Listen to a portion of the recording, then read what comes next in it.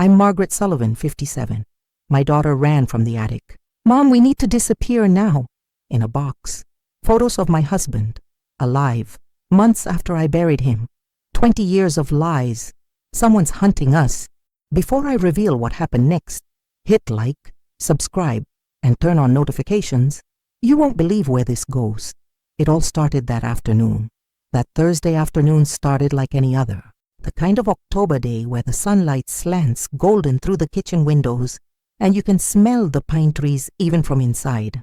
I was peeling potatoes for dinner, my hands moving with the practiced rhythm of decades, when Emma called down that she was going up to the attic to look for old Christmas decorations. Be careful up there, I said, not looking up from the sink. Those floorboards are older than I am. I heard her footsteps overhead, the familiar creak of the attic door, then silence, just the steady tick of the wall clock and the sound of my vegetable peeler scraping potato skin. I hummed something, can't remember what now, and thought about how I needed to call Ryan later, see if he was coming for Sunday dinner. Then I heard running, not walking, running, Emma's feet pounding across the attic floor, down the stairs, taking them two at a time. The kitchen door burst open. She stood there, pale as fresh snow, clutching a rusted metal box against her chest. Her hands were shaking so badly I could hear the contents rattling inside, but it was her eyes that froze me in place. Wide, terrified, the whites showing all around like a spooked horse. Mom! Her voice came out barely above a whisper. Pack your bags. We need to disappear. Right now. The potato dropped from my hands into the sink with a dull thunk. Dust motes floated between us in the afternoon light. Suspended in that moment, the clock kept ticking. Everything felt suddenly too sharp, too real. Emma, what are you? Don't contact anyone. Don't tell anyone where we're going. She was breathing too fast. Words tumbling over each other. Please, Mom, just trust me. I opened my mouth to argue, to demand an explanation, to do what any mother would do. But something in her face stopped me cold. This wasn't panic. This was primal fear. The phone rang loud, shrill. We both jumped. Emma lunged for it before I could move, staring at the caller ID. It's Ryan. My hand reached out automatically. Then I should... No! She blocked me, her body between me and the phone. Mom, don't! But it's your brother. I know. Her jaw set in that stubborn way she'd had since childhood. But he could be in danger, or he could be the one putting us in danger. Those words, those impossible words, they cut through me like a knife through butter. Ryan, my firstborn, the solid, dependable one, everyone in town respected. How could he be a danger? But Emma was already moving, yanking open drawers, stuffing clothes into garbage bags because we didn't have time for proper packing. I stood frozen until she grabbed my arm, her fingers digging in. Mom, now! 30 minutes later, we were in the car. I watched through the passenger window as our farmhouse grew smaller, swallowed by the distance and the lengthening shadows. The sun was setting behind the mountains, painting everything in shades of orange and blood red. I'd lived in that house for 35 years, raised my children there, buried my grief there, and now I was leaving it behind, with nothing but a garbage bag of clothes and a daughter who wouldn't speak, checking the rearview mirror every 30 seconds, like she expected the devil himself to be following us. The phone buzzed in my pocket. Ryan again. I reached for it, but Emma's hand shot out, covering mine. Please, Mom, she whispered, please. So I let it ring into silence, and we drove on into the dying light, leaving everything I knew dissolving in the distance behind us. We spent the first 3 hours in silence, a silence so dense I could feel it pressing against my eardrums, making my head ache. Emma drove with white knuckles gripping the steering wheel, her eyes constantly moving between the road and the rear-view mirror. I watched through the window as the Colorado landscape blurred into the growing darkness, wondering if this was real or some nightmare I'd soon wake from. My phone kept vibrating. Once, twice, 15 times. Ryan, always Ryan. Emma, please. My voice came out hoarse after so much quiet. It's your brother. There has to be a good reason. Mom, no. What could possibly be so terrible that you can't even tell me? He might be in danger. Emma gripped the wheel tighter. Or worse, he might be the one putting us in danger. The words fell between us like stones in still water. Ryan, my eldest son, the man everyone in town respected, the one who'd helped rebuild the barn after the storm, who never forgot to call me on Sundays. How could that man be a threat? But the look in Emma's eyes left no room for doubt. She knew something that broke my heart. Just imagining, we crossed the border into New Mexico near midnight.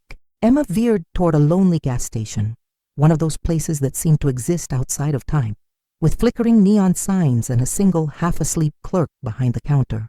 She got out without a word, paid in cash, avoiding the security camera with a precision that chilled my blood. While I waited in the car, I watched through the dirty windshield. There was a black car parked on the far side of the station. Empty, or at least it seemed so. Emma had seen it too. I could tell by the way her gaze stopped there, by how her shoulders tensed. "Emma," I said when she returned. "That car, I know." Her voice was flat, emotionless, as if she'd spent all her capacity to feel fear in a single afternoon. "That's why we're leaving now."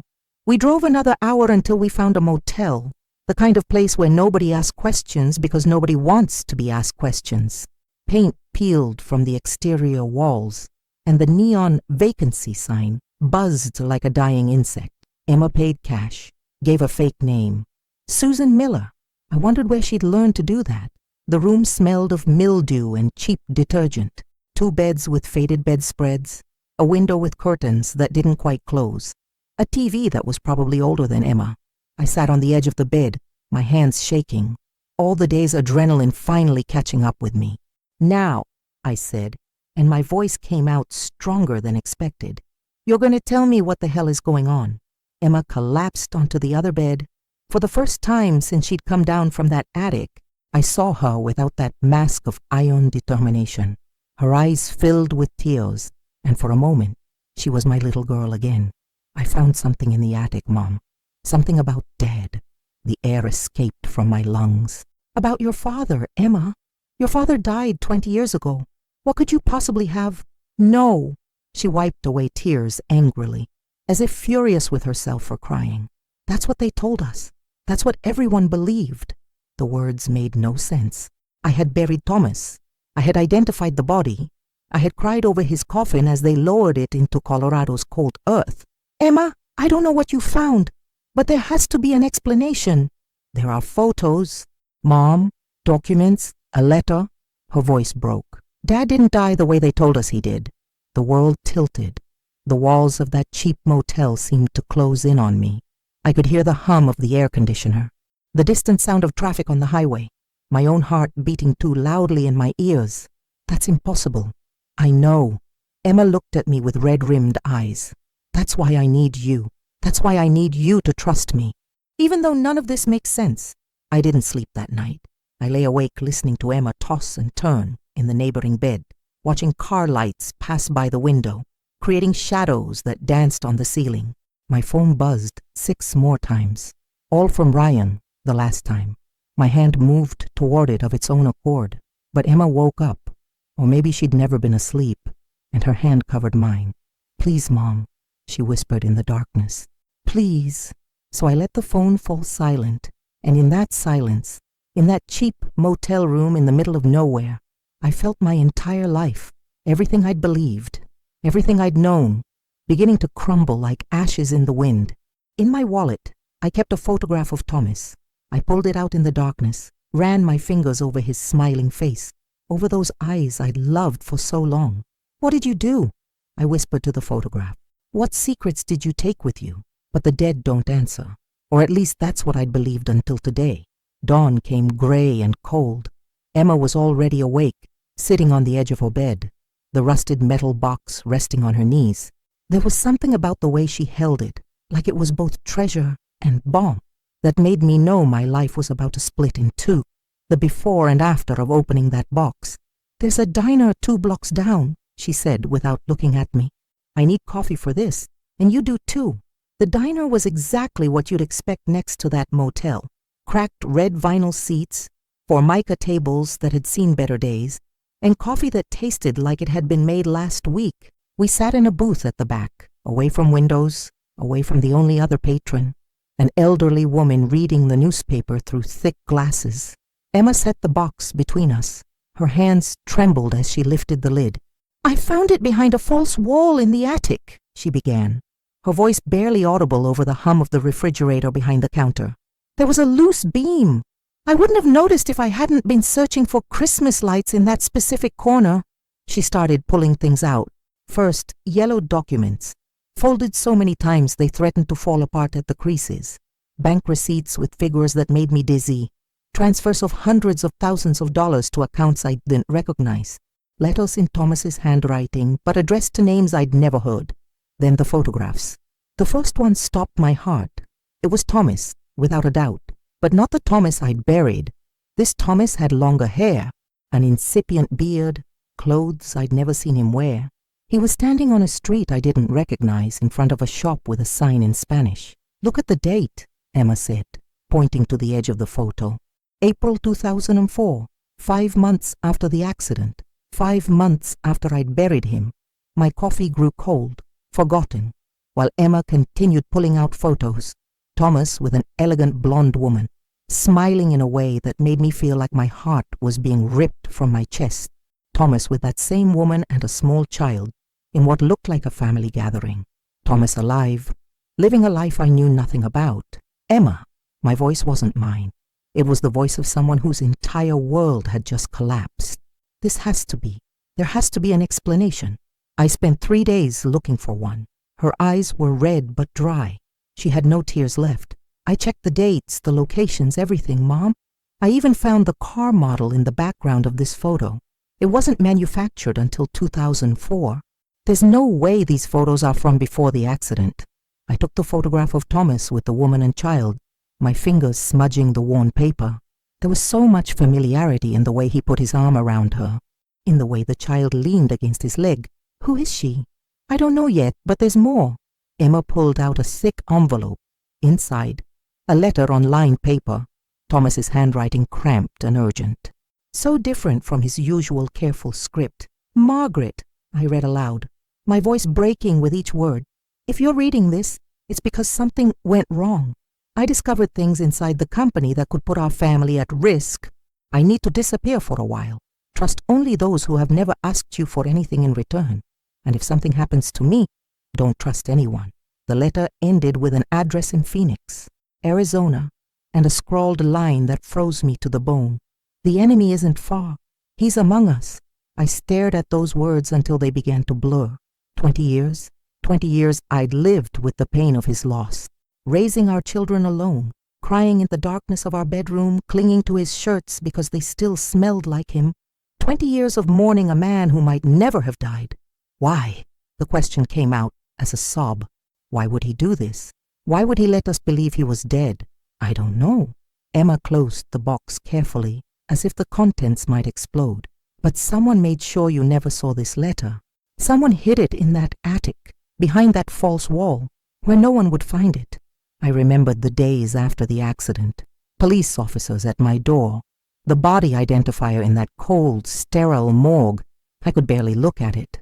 The body so mangled, neighbors bringing food, Thomas's co-workers from work offering condolences, the funeral where half the town showed up. Who had been close enough to hide that letter? The address, I said suddenly, grabbing the envelope. Phoenix. We could go there, see if... Mom, that address is 20 years old, but there's someone who might help us. Emma leaned forward. Do you remember Jack Turner? The name brought back a blurry memory. The mechanic, the one who worked with your father. Dad trusted him, and according to the letter, we should only trust those who never asked us for anything in return. Emma looked at me intently. Jack never did he? He came to the funeral, helped with the tractor that summer, never accepted payment. It was true, Jack had been just a quiet presence, someone who showed up when needed, who left before you could thank him too much. He has a shop in Flagstaff, Emma continued. It's on the way, Mom. If anyone knows what Dad was investigating, it would be him. I looked at Thomas's photo again. This stranger with my husband's face, living some secret life I never knew. Part of me wanted to throw everything back in the box, drive home, pretend none of this had happened. But the other part, The part that had spent 20 years with a hole in my chest where my heart used to be, needed to know. Flagstaff, I said finally. Let's go to Flagstaff. Back in the motel room, Emma spread all the documents across her bed, like pieces of a macabre puzzle. I sat on mine, holding Thomas's letter with hands that wouldn't stop shaking.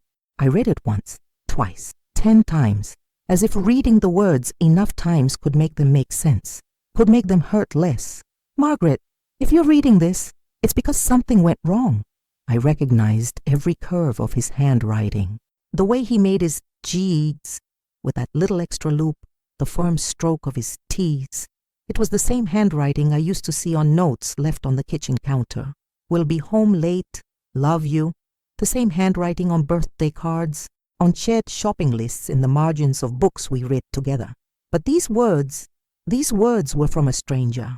I discovered things inside the company that could put our family at risk. What company? I asked aloud, though Emma was across the room examining receipts with a flashlight. Thomas worked for Harrison Agricultural Supply. They sold farm equipment, for God's sake. What could he have discovered in a job like that? Emma held up a document. Look at this. Federal contracts. Millions of dollars in government contracts for equipment supply. I moved closer, squinting to read the fine print. Contracts with the Department of Agriculture, the Department of Defense. Agencies I never would have associated with the small company where Thomas worked. And look at these receipts. Emma pointed to a series of bank transfers. They all go to the same account, a foundation called Horizon Project. Horizon Project. The name meant nothing to me, but the way it was written in the documents, always in capital letters, always with that official tone, suggested something bigger than a simple local charity. Emma, what are you thinking? I'm thinking Dad found something. Fraud, maybe, embezzlement, something big enough that someone wanted to silence him. The word silence hung in the air between us like cigarette smoke, but they didn't kill him, I said slowly.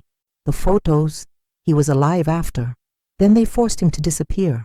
Emma sat beside me, her face so tired she looked like she'd aged 10 years in 2 days. Mom, do you remember anything strange in the days before the accident? Anything Dad said or did that seemed out of the ordinary? I closed my eyes, forcing myself to remember I'd buried those memories so deeply, worked so hard not to think about those last days. He was distracted, I said finally. I thought it was work. He'd been working late, taking a lot of calls. One night I found him in his study at 2 a.m. surrounded by papers. What kind of papers? I don't know. When I came in, he put them away quickly. I opened my eyes, looking at my daughter. I asked if everything was okay. He said he was just stressed about a project, and you believed him. He was my husband, Emma. Why wouldn't I believe him? The question hung there because now, with these photos spread before us, with this letter in my hands, I didn't know what to believe anymore. Emma pulled out another document from the box. Look at the names on these contracts. I recognize some of them, important people, politicians, businessmen. I examined the list. Some names were vaguely familiar from local news. Others meant nothing to me. But there was one that Emma had circled in red marker. Charles Whitmore. Who is he? A business mogul. He has influence throughout the state. Emma searched on her phone. Showed me a photo of a distinguished man in his early 60s. Silver hair, politician's smile. He's one of the most powerful men in Colorado. And you think he's involved in this. His name appears in almost all of these documents. Emma set the phone aside. And there's something else. She pulled out one of the photos of Thomas with the blonde woman and child. I studied it more closely this time, forcing myself to see beyond the pain of betrayal. The woman, Emma said softly. I searched her face. She's Sarah Whitmore, Charles's daughter. The air left my lungs like I'd been punched. Thomas, my Thomas, with the daughter of the man who appeared in all these suspicious documents. No, I whispered. No, it has to be a coincidence. It has to... Mom, Emma took my hands. I don't think it's a coincidence. I think everything is connected. The Horizon Project, the contracts, Charles Whitmore, his daughter, everything. I stood up, needing to move, needing to do something with the wild energy coursing through my veins. I walked to the window, staring at the empty motel parking lot, the flickering neon sign, the road stretching into darkness in both directions. So what do we do? My voice sounded hollow. Go to the police and tell them what? That my father faked his death 20 years ago and might be involved in a corruption scheme with one of the most powerful men in the state. Emma shook her head. We need more. We need Jack. I read Thomas's letter again. Those last words that would haunt me forever. The enemy isn't far. He's among us. Emma, I said slowly, if the enemy was among us then, who's to say he's not still among us now? My daughter didn't answer. She didn't need to. We were both thinking the same thing. Ryan, the constant calls, the insistence on talking to us. Trust only those who have never asked you for anything in return. Jack Turner had never asked us for anything but Ryan. No, I couldn't think like that. Not about my own son. But as we packed to leave for Flagstaff, as Emma obsessively checked the locks and looked out the window every few minutes, I couldn't help but wonder, what secrets was my family keeping? And worst of all, how many people I loved had been lying to me all these years. We arrived in Flagstaff as the sun began its descent, painting the Arizona sky in shades of orange and purple that reminded me too much of that last afternoon at home. It felt like a year had passed since Emma had run down from that attic, but it had only been 3 days. 3 days in which my entire life had turned to quicksand. Jack's shop was on a side street, away from the touristy downtown, a low metal building with a faded sign that read Turner's Automotive. The smell of oil and hot metal hit me even before Emma turned off the engine. A man emerged wiping his hands on a grease-stained rag. For a moment I didn't recognize him. Jack had aged like all of us. His hair, once dark brown, was now peppered with gray. He had deep lines around his eyes. But when he saw me, those eyes, hazel eyes that had always been kind, widened with genuine shock. Margaret Sullivan? He dropped the rag. My God, I never thought I'd see that name again. There was something about the way he said it. Not Margaret, not Mrs. Sullivan. The full name, as if it were a relic from a past that should have stayed buried.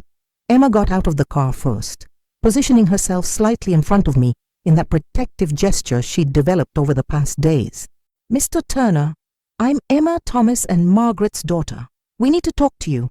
Jack looked from Emma to me, and I saw something in his face. Fear, recognition, before he nodded slowly. You'd better come inside. And lock the door. His office was in the back of the shop. A small room with walls covered in old car calendars and faded photographs. It smelled of stale coffee and cigarettes, though I saw no ashtray. Jack closed the door behind us, checked the lock twice. Did anyone follow you? We don't think so, Emma said. We were careful. You'd have to be. Jack sank into a worn chair behind a desk that had seen better days. If you're here, it means you know, or at least part of it. Know what? My voice came out harsher than intended. Jack, we found things in the attic about Thomas. He closed his eyes. Damn, I thought no one would ever find that. You knew, Emma leaned forward. You knew Dad didn't die in that accident. I didn't know for certain, but I suspected. Jack opened his eyes, looking directly at me. Margaret, your husband was a good man, one of the best I knew. And that's exactly why he ended up where he ended up. Where? I whispered. Where did he end up, Jack? Hiding, running, or dead for real? He rubbed his face wearily. I was never sure. Emma pulled out the documents from the box, spread them across Jack's desk.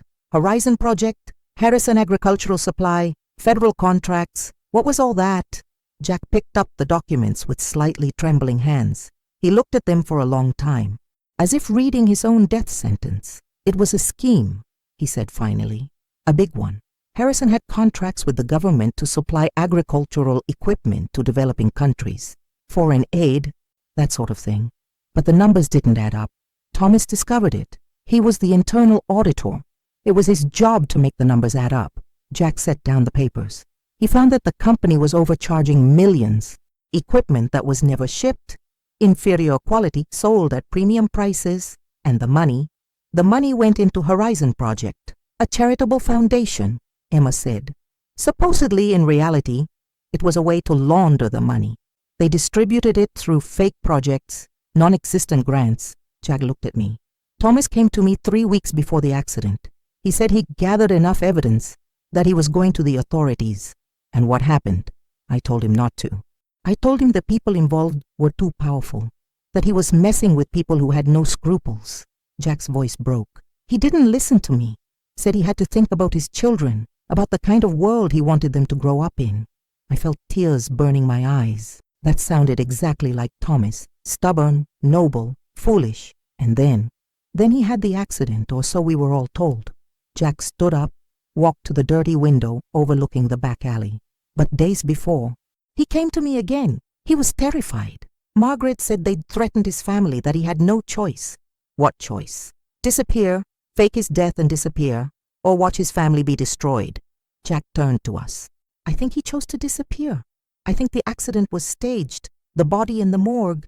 God, I don't even want to think about who it really was. The room spun. I gripped the chair arm, my knuckles white. Who? Emma's voice was cold, controlled. Who was behind this? Charles Whitmore. Jack spat the name like it was poison. He was the mastermind. Still is, probably. One of the richest men in Colorado, with connections reaching all the way to Washington. His daughter, I said quietly. Thomas was with his daughter in the photos. Jack nodded slowly. Sarah Whitmore. Beautiful, charming, and completely under her father's control. She was part of the trap, Margaret. A way to keep Thomas close, to control him. The words cut deeper than I expected. It wasn't just that Thomas had betrayed me.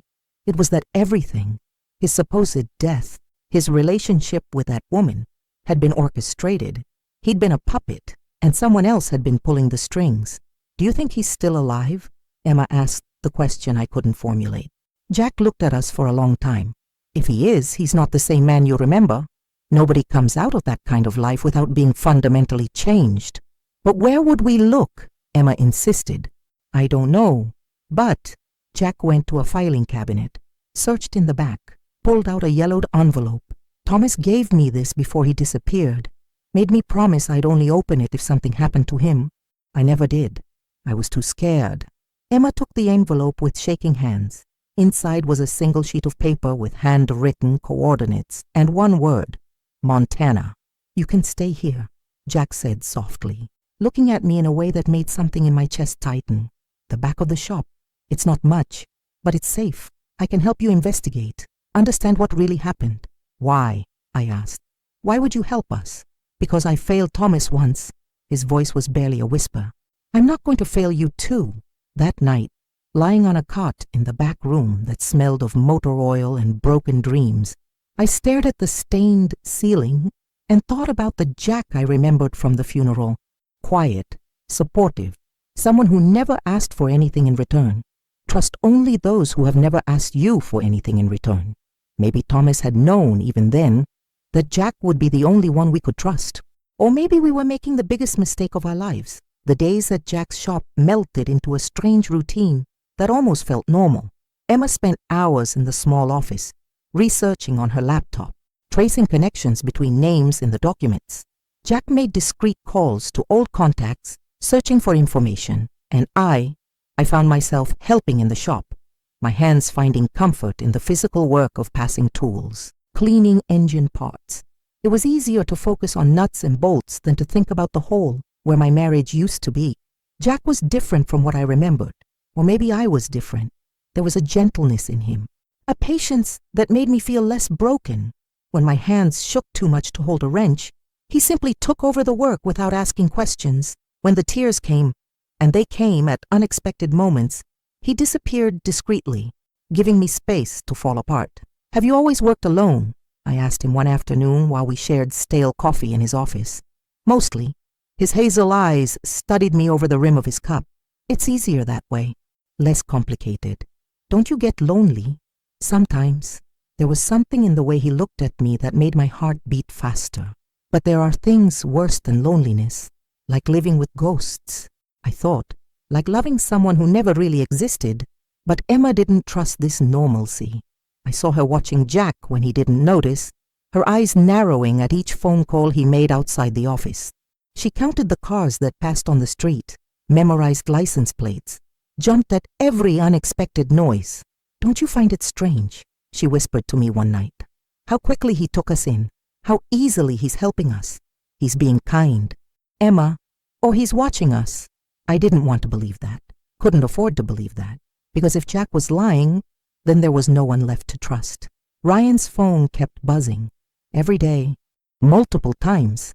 Emma rejected the calls automatically, but one afternoon, when she was at the corner store buying supplies, I couldn't resist any longer. I answered, "Mom." Ryan's voice sounded shattered. "God, Mom, where are you? I've been trying." "Ryan, honey, listen to me, please.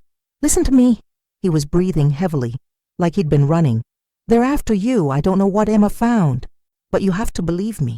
I tried to warn her, but she wouldn't answer my calls, and Ryan, slow down. Who's after us? I can't say over the phone. It's not safe, Mom. Just please trust me. Whatever Emma told you about Dad, there's more. There's so much more, and The line went dead. I called back immediately, straight to voicemail. Once, twice, 3 times. Nothing. When Emma returned and saw my face, she knew what I'd done. "Mom, what did you do?" "I talked to Ryan, Emma. He sounded terrified." "And what did he say? Where is he? Who is he with?" "I don't know. The call got cut off." "God!" Emma dropped the bags. "Don't you understand? Now they know you answered. They can trace that. They can—" Jack ran in from the shop. "Turn on the news now." The small TV in the office crackled to life, showing a reporter in front of a still-smoking commercial building. "Fire at Stratton Financial Offices in Boulder. Investigators suspect arson, fortunately. The building was empty at the time of the incident, but years of files and important documents have been lost." "That's Ryan's building," I whispered. "Where he works." Emma sank into a chair, her face pale. "They're silencing him, or he's destroying evidence." "Evidence of what?" "I don't know. But Mom, don't you see the pattern? Dad worked at Harrison Agricultural. Ryan works at a financial firm that handles corporate investments. What are the odds that's a coincidence?" I wanted to argue, wanted to defend him, but the doubts crept in like poison ivy. Jack had been quietly researching while we watched the news. Now he turned with his laptop. "I found something about Horizon Project." He showed us a series of archived articles. The foundation had been investigated years ago for financial irregularities, but everything had been dismissed. The names associated with it read like a who's who of Colorado's elite. And there, on the board of directors, was the name that froze us all, Charles Whitmore. "There's more," Jack said. "I have a contact who worked at Horizon. He's willing to meet with us tomorrow night, somewhere outside town." Emma looked at him with suspicion. "How did you get that so fast?" "Because I've been calling in favors." Jack held her gaze. "And because there are other people who want to see Whitmore fall, as much as you want to find Thomas." That night, I couldn't sleep. I walked through the silent shop, my fingers tracing the cold surfaces of half-repaired cars. Jack was in his office, his silhouette visible through the frosted glass door. He was on the phone, his voice too low to hear. When he finished the call, he came out and found me there, watching him. "Can't sleep," he said. It wasn't a question. "Too many ghosts." He approached slowly, as if afraid I might flee. "Margaret, I know this is impossible, all of this, but I want you to know—" "What?" My voice came out harsher than I intended. "What do you want me to know, Jack? That you can trust me." His eyes searched mine in the dimness. "I know you have no reason to believe it, but it's true." I wanted to believe him. God, I wanted so badly to believe him. But Thomas had also asked me to trust him, and look where that had gotten me. "I don't know who to trust anymore," I admitted. "I don't even know if I can trust my own memories, everything I thought I knew about my life, about my marriage, about my family. It was all a lie." "Not everything," Jack said softly. "Your children, the love you gave them, that was real." "Was it?" The tears finally came, hot and bitter. "Because it seems like even they're lying to me now." Jack hugged me. Then I didn't say he could, didn't say he couldn't. He simply did. And I found myself clinging to him like a lifeline in a stormy ocean. "We'll figure it out," he murmured against my hair. "I promise." But promises were cheap. I'd learned that the hard way the next day. Emma found the envelope. She was looking for a tool in Jack's desk when it fell from a back drawer. A thick envelope, sealed, with her name written in handwriting we didn't recognize. She opened it with trembling hands. Inside were photographs. Photographs of us, at the motel, on the road, at Jack's shop. Someone had been following us from the beginning. and on the back of one photo, written in red ink, "I know where you are." Emma looked at Jack, who had just walked in with coffee for everyone. "What is this?" Her voice was pure ice. Jack saw the envelope. The color drained from his face. "Emma, I can explain. You've been turning us in." It wasn't a question. "This whole time, you've been turning us into them." And as Jack searched for words that would never convince, as Emma shook with fury and betrayal, I heard a car stop outside. 2 cars, with men who didn't look like they were here for repairs. We'd trusted the wrong person, and now we were trapped. The photographs scattered across the floor like accusations. Emma's hands shook as she held them up one by one, proof that every step we'd taken had been watched, documented, reported. Jack stood frozen in the doorway, coffee cup still in his hands, looking like a man watching his execution. "Emma, please," he started, but the sound of car doors slamming outside cut him off. I moved to the window on instinct. 2 black sedans, 4 men in dark suits, moving with the kind of purpose that made my blood run cold. They weren't customers. "Back door," Jack said urgently, setting down the cups. "Now, why should we trust you?" Emma's voice was acid. "You've been selling us out this whole time. If I wanted you caught, I wouldn't have hidden those photos in a drawer. I would have given them directly to Whitmore." Jack was already moving, grabbing keys from a hook. "I was documenting everything to give to the FBI. But there's no time to explain. Those men will kill you, do you understand? They will kill you." The front door handle rattled. Someone testing it. Emma looked at me, her eyes wild with indecision. I thought of Thomas's letter. "The enemy is among us, but sometimes the enemy of your enemy is the only friend you have." "Go," I said. We ran. Jack led us through the back of the shop, past skeletal cars and tools that gleamed in the dim light. He unlocked a door I'd never noticed before. It opened onto a narrow alley that smelled of garbage and oil. A battered pickup truck was parked there, engine already running. "I keep it ready," Jack said, answering the question neither Emma nor I asked, just in case. Behind us, I heard the crash of the front door being kicked in, shouting, the sound of things being overturned. We piled into the truck. Jack drove like he was racing the devil himself, taking turns that made the tires scream, cutting through alleys I didn't know existed. Emma held onto the door handle, her face white, while I clutched the photographs she'd shoved into my hands as we fled. "Where are we going?" Emma demanded. "Anywhere but here." Jack's knuckles were white on the steering wheel. "They know about this truck. They know about every safe house I have. We have maybe an hour before they find us again." "Then explain," I said, my voice steadier than I felt. "Explain those photographs. Explain everything." Jack took a shaky breath. "Charles Whitmore contacted me 3 weeks ago, before you even came to Flagstaff. He knew you'd found something, knew you'd eventually come to me because of Thomas. And you agreed to spy on us." Emma's voice was flat. "I agreed to feed him false information." Jack glanced at her in the rear view mirror. "Every location I gave him was wrong. Every piece of information about what you'd found, lies. I was buying you time. And the photographs, insurance, proof that I was doing what he asked, in case he got suspicious, but also documentation for the FBI." He made a sharp turn. "I have a contact there, someone who's been trying to build a case against Whitmore for years." "You're working with the FBI." I stared at him. "Why didn't you tell us?" "Because the fewer people who know, the safer everyone is." Jack's jaw was tight. "And because I knew you wouldn't trust me, how could you, from your perspective? I'm just another man asking you to take a leap of faith." He was right. I didn't trust him. But I also didn't have a choice. We drove for another 20 minutes before Jack pulled into what looked like an abandoned gas station. He retrieved something from under the seat, a thick envelope. "This is everything," he said, handing it to Emma. "Bank records that proved the Horizon project was laundering money, contracts showing the scheme, witness statements, and this," he pulled out a photograph. Recent, a man with gray hair and a beard standing in front of a cabin. The eyes were what got me. After 20 years, I still knew those eyes. "Thomas," I whispered. "He's in Montana. These are the coordinates." Jack handed me a paper. "He's been waiting all this time. He's been waiting for you to find him." "How do you know?" Emma's suspicion hadn't faded. "Because he contacted me last month. Said he heard Whitmore was getting nervous, making moves. Said if his family came looking, I should help them. That you deserved the truth." Jack looked at me. He never stopped loving you, Margaret. He just thought death was the only way to keep you safe. Tears burned my eyes. 20 years. 20 years he'd let me believe he was gone. If this is all true, Emma said slowly, why are we running? Why not just go to the FBI now? Because Whitmore was arrested this morning.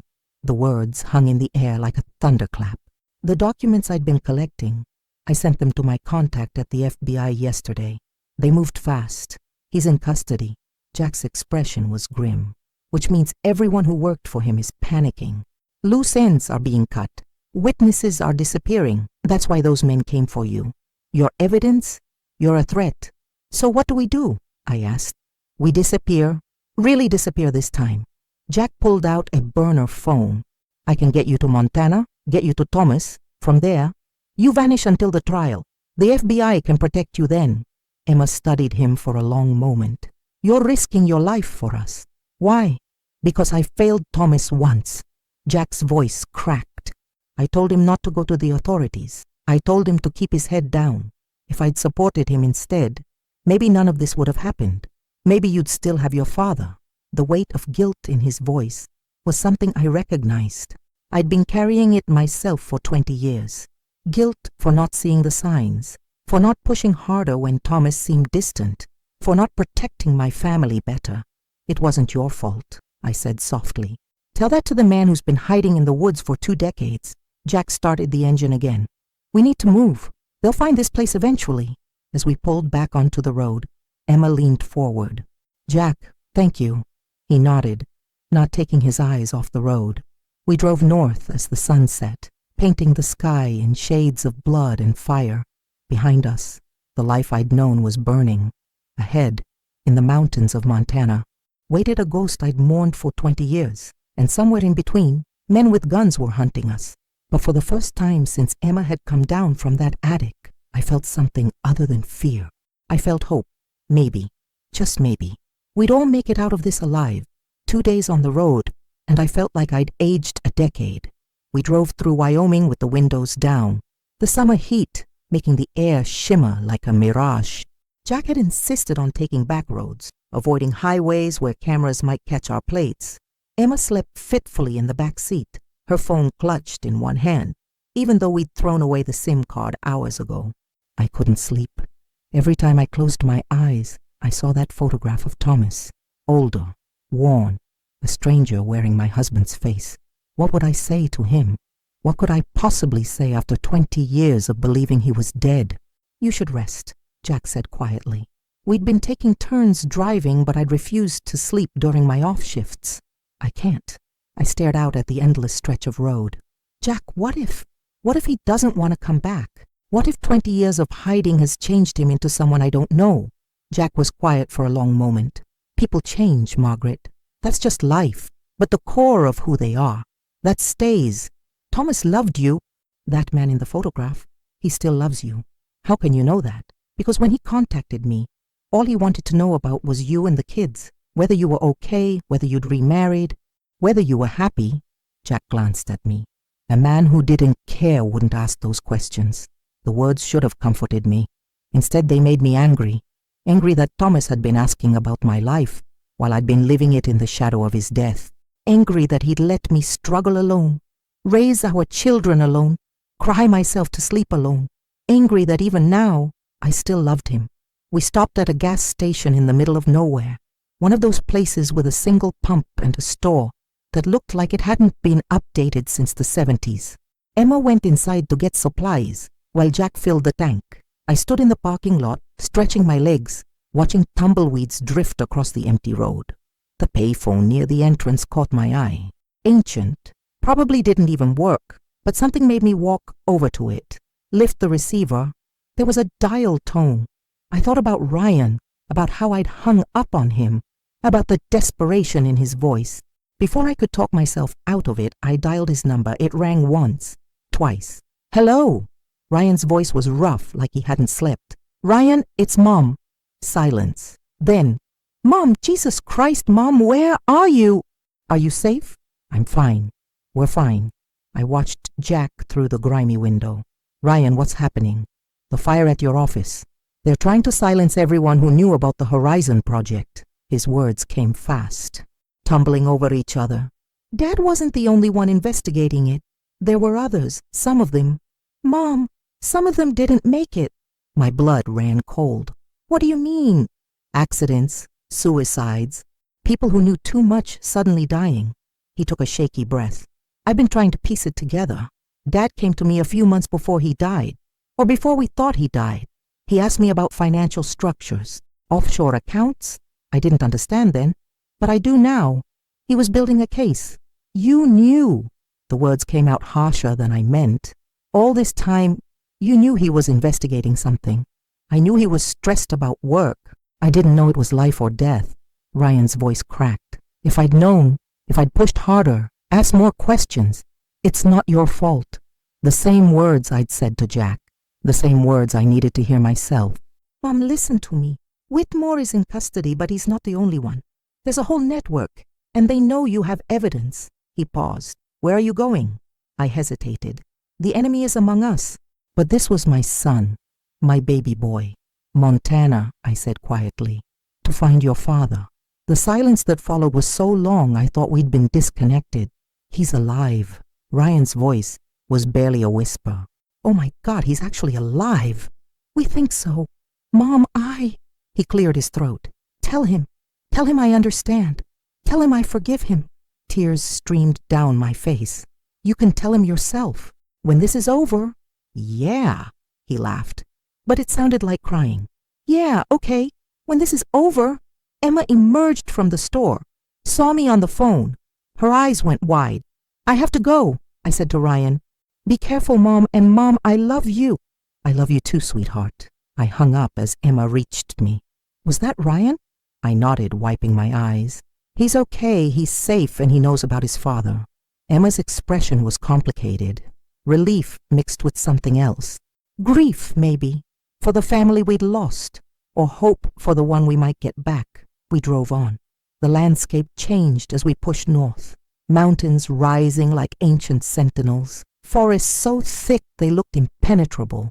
Jack navigated using coordinates and a paper map, refusing to use GPS that might be tracked. We're close, he said finally. Another hour, maybe less. An hour in an hour, I'd see Thomas again. Or I'd find out this was all a cruel hoax. Or I'd discover he didn't want to be found after all. Emma reached forward from the back seat, squeezed my shoulder.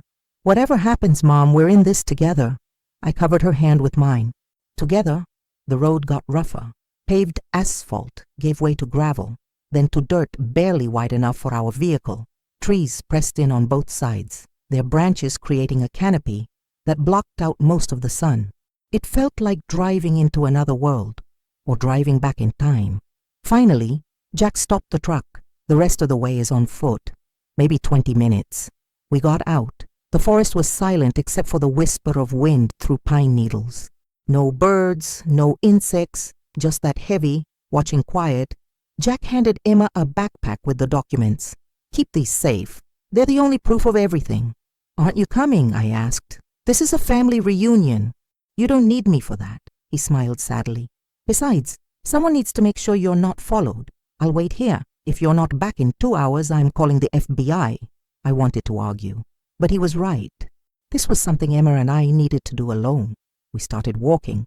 The path was barely visible, overgrown and clearly unused. My heart pounded harder with each step. 20 years. 20 years of thinking he was gone. And then we saw it. A cabin, small and weathered, smoke rising from its chimney. Emma grabbed my hand. Are you ready? No, I wasn't ready. How could anyone be ready for this? But I nodded anyway. Together we walked toward the door, where my dead husband waited. My hand trembled as I raised it to knock on the weathered wood. The door looked like it might fall apart under the weight of my knuckles. Everything about this place screamed temporary. A way station, not a home. Certainly not a place where someone had lived for 20 years. Emma stood beside me, rigid as stone. Her fingers were interlaced with mine. Squeezing so hard my bones ached. Neither of us had spoken since we'd seen the cabin. I knocked, footsteps inside, slow, cautious, the sound of someone who'd learned to be afraid of unexpected visitors. The door opened. For a moment I couldn't breathe, couldn't think, couldn't do anything but stare at the ghost standing before me. His hair was completely gray, almost white in the afternoon light filtering through the trees. Deep lines carved his face. Not laugh lines, but the kind you get from carrying weight for too long. He was thinner than I remembered, his frame almost gaunt under a flannel shirt that had seen better days.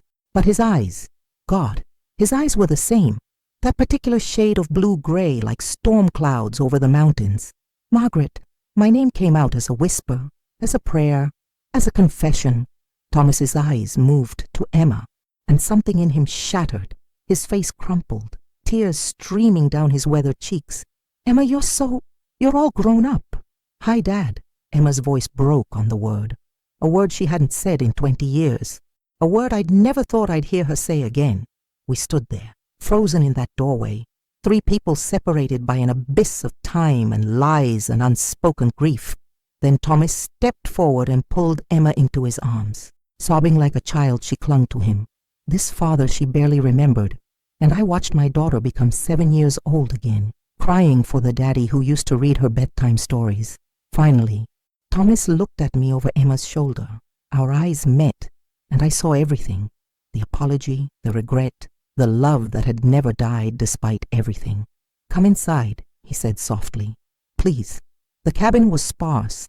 1 room serving as kitchen, living room, and bedroom. A wood stove, a narrow cot, a table with 2 chairs.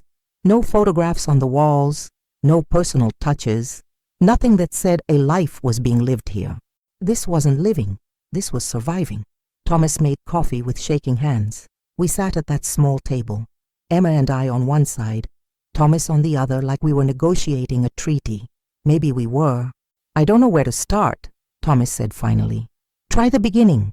My voice sounded foreign to my own ears. Try the part where you let me bury an empty coffin. He flinched like I'd struck him. It wasn't empty. There was a body, a homeless man who died of exposure. They used him, identified him as me through dental records they'd falsified. His hands trembled around his coffee cup. I didn't know until later, until I realized what they'd done to make my death convincing. Who? Emma demanded. Who did this to you? Charles Whitmore and his people? Thomas looked old, so much older than 57. I was auditing contracts for Harrison Agricultural, found irregularities, millions of dollars being funneled through the Horizon Project, a charity that existed only on paper. We know about Horizon, I said. Jack told us. Jack, Thomas smiled slightly. Good man. I hoped he'd help you if you ever came looking. He did, after you let us believe you were dead for 2 decades. The anger I'd been holding back finally broke free. Do you have any idea what that did to us? What it did to me? Yes. He met my eyes, unflinching. Every single day. I know exactly what it cost you because it cost me the same thing. More, maybe, because I chose it. Why? The word came out as a sob. Why not just disappear together? Why not take us with you? Because they threatened you specifically. Thomas's voice was hollow. Whitmore's people came to me, said I had a choice, disappear and keep my mouth shut, or watch my family have accidents, car crashes, home invasions. They showed me photographs of you, Margaret, of you picking up Ryan from school, of Emma at her dance recital. They knew your routines. They knew how to hurt you. The room spun. So you chose to hurt us instead. I chose to keep you alive. His voice rose. Don't you understand? If I'd taken you with me, they would have hunted us forever. But if I was dead, if you genuinely believed I was gone, then you weren't a threat. You were just a widow and her children. Aunt Sarah Whitmore. The name tasted like poison. The woman in the photographs. Thomas closed his eyes. A handler, Charles's daughter, assigned to keep me under control in the months before my death. She made me think I had an ally, someone who could help expose her father. But she was reporting everything back to him. His laugh was bitter. The child in those photos was her niece, staged to make it look like I'd moved on, started a new family, insurance, in case I ever tried to contact you.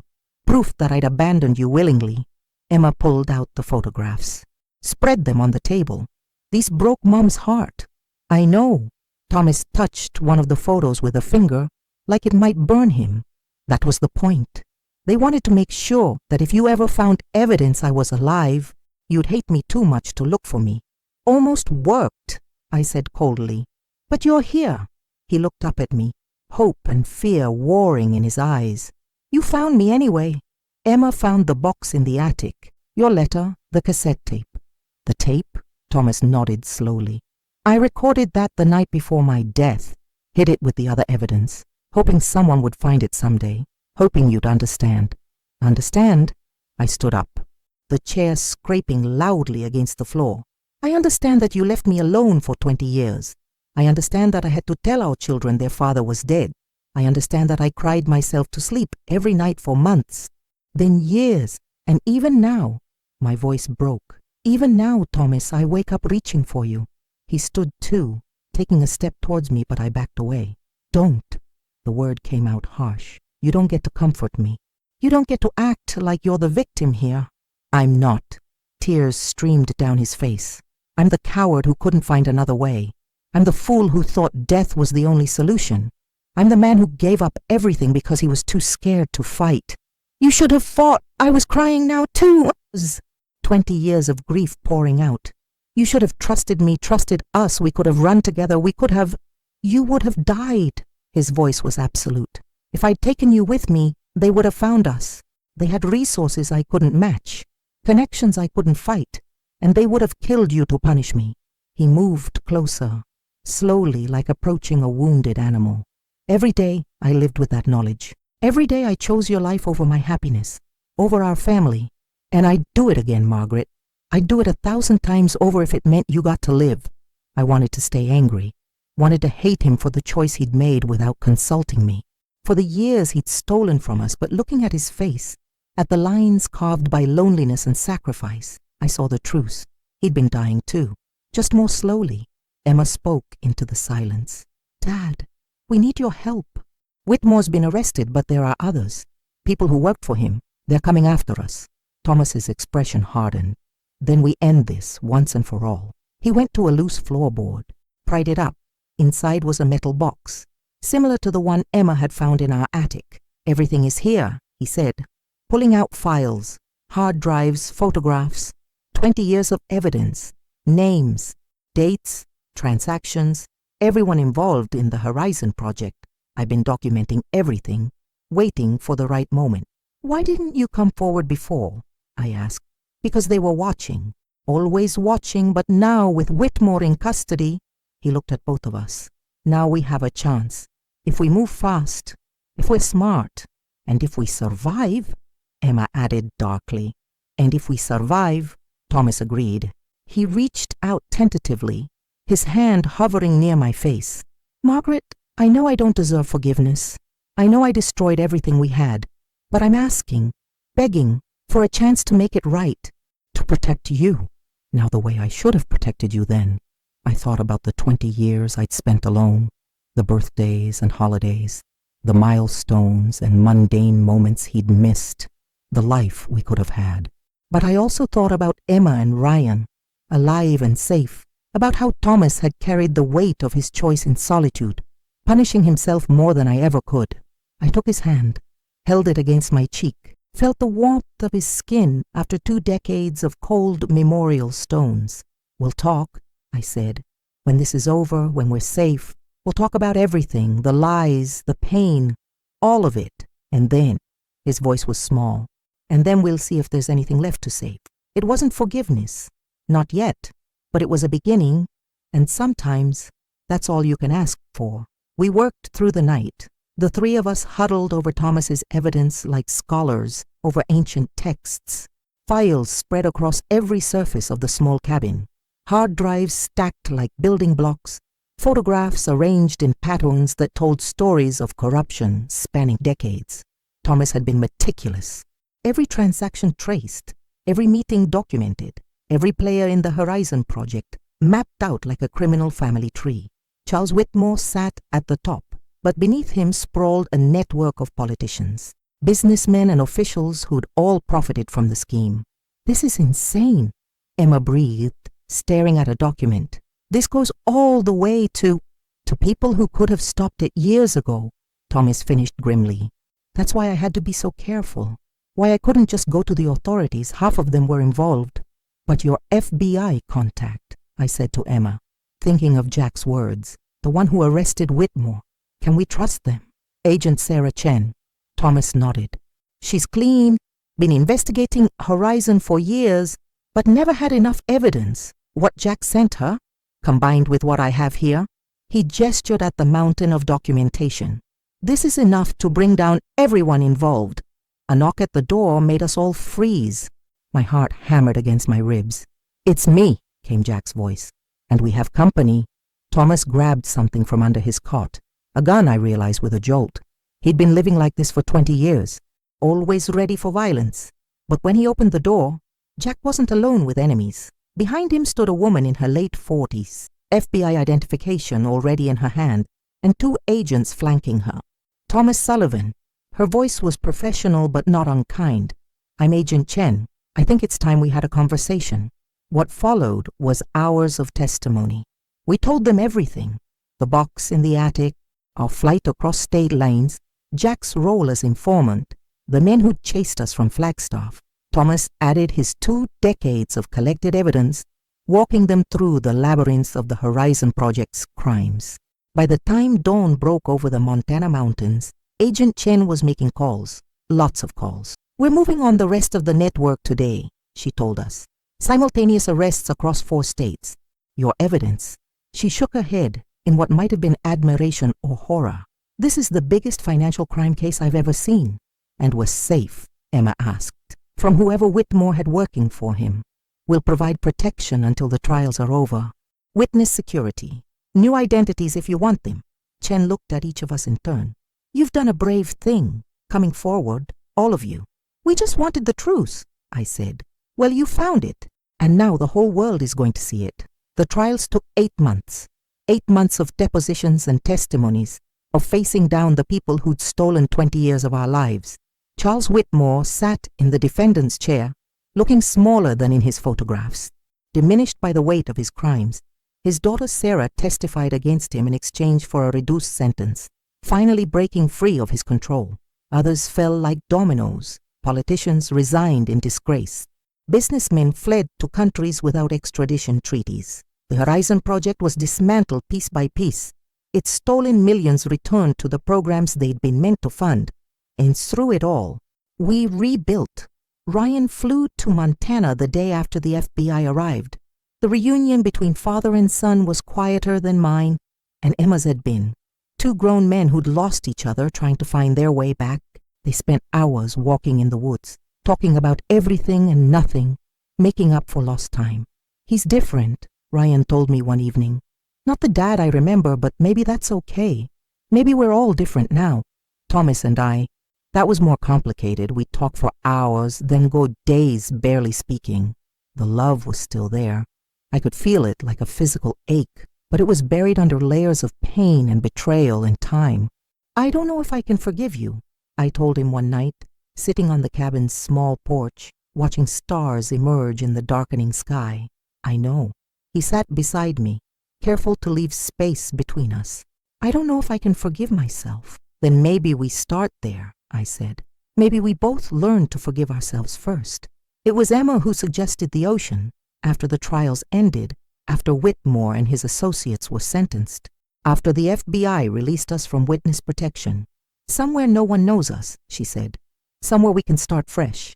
We found a small town on the Oregon coast, the kind of place where people minded their own business and newcomers were accepted as long as they were polite and paid their tabs. I got a job at the local library. Thomas found work as a carpenter, his hands idle for so long, finding purpose in building things instead of tearing them down. Emma started writing a book about everything that had happened, about family and betrayal and the long road to redemption. She sent me chapters as she finished them, and I cried over everyone. Ryan visited often, bringing his fiancée, a woman Thomas had never met but welcomed with the desperate gratitude of a father who knew he'd already missed too much. Jack came once, just to see that we were okay. He and Thomas shook hands, 2 men who'd both carried the weight of guilt and found ways to keep going anyway. He didn't stay long, said he had a shop to run, a life to get back to. But before he left, He hugged me tight. "You deserved better than all this," he whispered. "We all did," I whispered back, "but we survived it. That counts for something." 6 months after moving to the coast, Thomas asked if I wanted to take a walk on the beach. It was early morning, the kind of gray, misty dawn that the Pacific Northwest does so well. Seagulls cried overhead. Waves crashed and retreated in their eternal rhythm. "I've been thinking," Thomas said, his hands shoved in his pockets, "about that night when Emma came down from the attic and told you to disappear. I think about it all the time. She saved your life. Both your lives." He stopped walking, turned to face me. "If you'd stayed, if Whitmore's people had gotten to you before Jack did, but they didn't. We're here. We're safe. Because of her. Because she was brave enough to trust her instincts. Brave enough to make you run." He took my hand, tentative, like he wasn't sure he had the right. "She's your daughter, Margaret. She has your strength. She has your stubbornness," he laughed. And it was the first time I'd heard that sound in 20 years. Warm and genuine and heartbreakingly familiar. "I love you," he said simply. "I never stopped. Not for a single day." "I know." I squeezed his hand. "I never stopped either. Even when I hated you. Even when I wanted to. The love never went away." Is that enough? To build on. I looked at this man who'd given up everything to keep me safe. Who'd lived in hiding for 2 decades rather than risk my life. Who'd carried the weight of his choice in solitude and silence. Was it enough? I don't know, I admitted, but I'm willing to try. He pulled me close. Then, and I let him, rested my head against his chest and listened to his heartbeat. The rhythm I'd fallen asleep to for years before it stopped. Before I thought it stopped. That's all I can ask for, he murmured into my hair. We stood there on that beach, 2 broken people holding each other up, while the waves washed away our footprints and the sun finally broke through the clouds.